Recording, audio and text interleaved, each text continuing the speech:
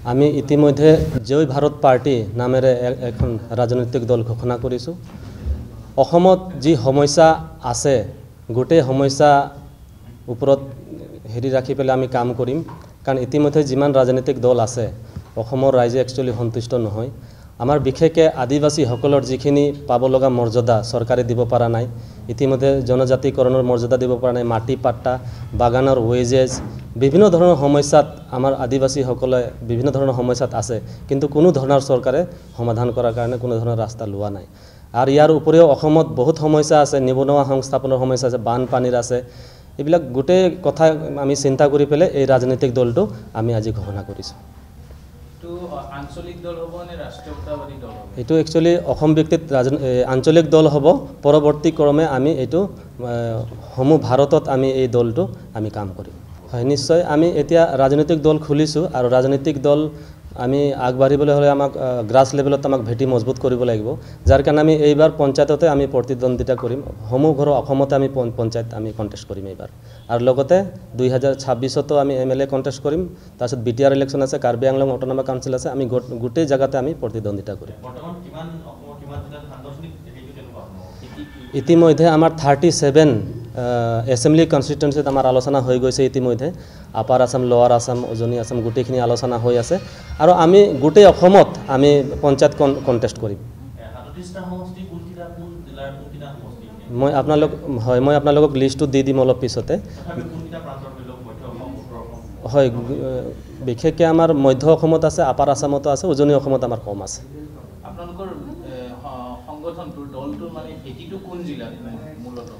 মূল জিলাত বুলি ক'লে আমাৰ ওদালগুৰিত আমাৰ হেড অফিচ হ'ব আৰু বিশেষকৈ আমাৰ তিনিচুকীয়া, ডিব্ৰুগড়, যোৰহাট, শিৱসাগৰ, বিশ্বনাথ চাৰিআলি, লখিমপুৰ, ধেমাজি, শোণিতপুৰ সেই এৰিয়াবিলাকত আমাৰ বেছি প্ৰভাৱ পৰে।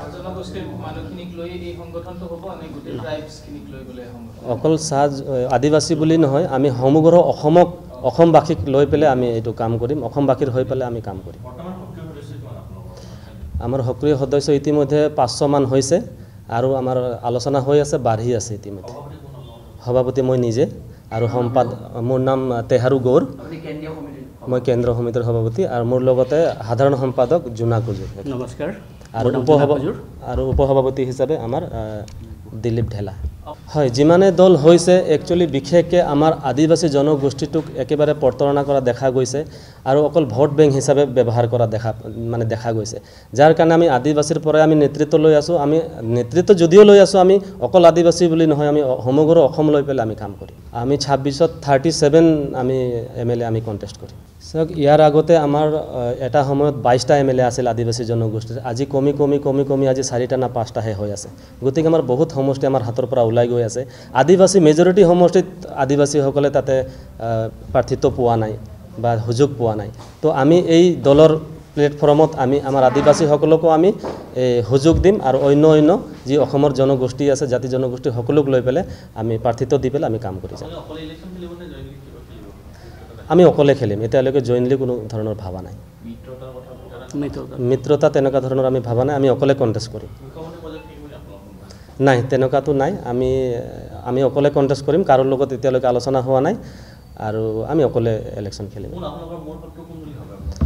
শত্ৰু এতিয়াতো চাওক, আমি জাষ্ট দল ঘোষণা কৰিছোঁ আৰু শত্ৰু বুলি ক'লে এতিয়া আমি গম পোৱা নাই। লাহে লাহে আমি গম পাম কোনে শত্ৰুতা কৰিব আৰু কোনে মিত্ৰতা কৰিব। মূল প্ৰতিদ্বন্দ্বী হিচাপত চাওক, এতিয়া BJPটো আছেই আৰু কংগ্ৰেছো এতিয়া উঠি আহি আছে অসমত।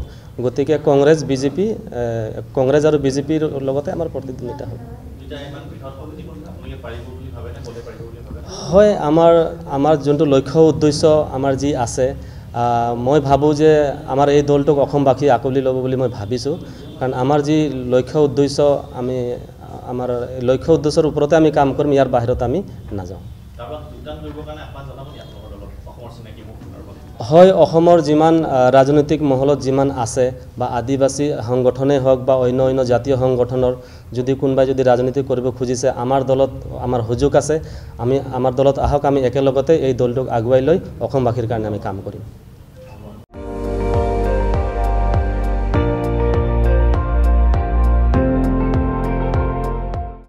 আপুনি চাই আছে ND24 সৰ্বশ্ৰেষ্ঠ নহয় সৰ্বোত্তমৰ দল।